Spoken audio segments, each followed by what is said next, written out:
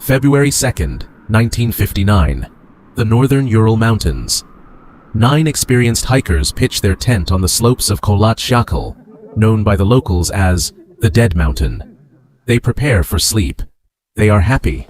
They are strong. But something happens that night.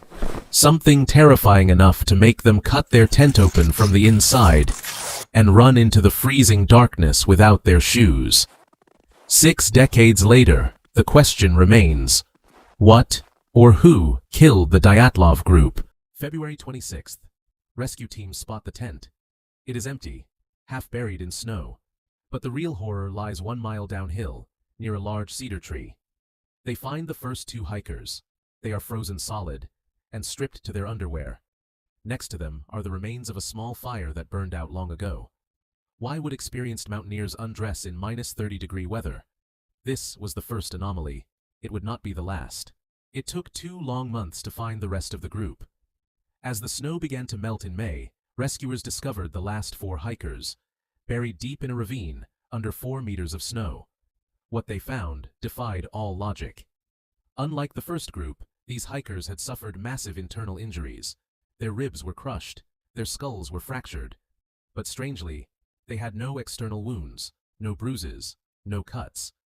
One doctor compared the force required to cause such damage to a high-speed car crash. But the most disturbing detail, concerning Lyudmila Dubinina, was not her broken ribs. It was the fact that her tongue was missing. But the strangeness did not end with the bodies. When investigators examined the hikers' clothes with a Geiger counter, it started clicking. Several garments showed high levels of radioactive contamination, and there was something else. Other hikers, 50 kilometers away, reported seeing strange, glowing orange spheres floating in the sky that night. Even the lead investigator, Lev Ivanov, was pressured by Soviet officials to close the case immediately. The official conclusion was vague and terrifying.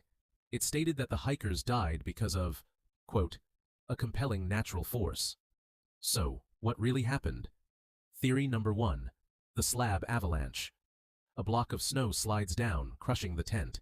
The hikers cut their way out in panic. But this does not explain the radiation, or the missing tongue. Theory number 2. Infrasound.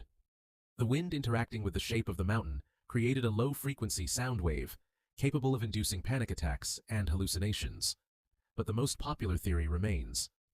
The military test. Parachute mines, secret weapon testing gone wrong. This would explain the radiation, the orange lights in the sky, and the government cover-up. To this day, the Dyatlov Pass Incident remains one of the greatest unsolved mysteries of the 20th century.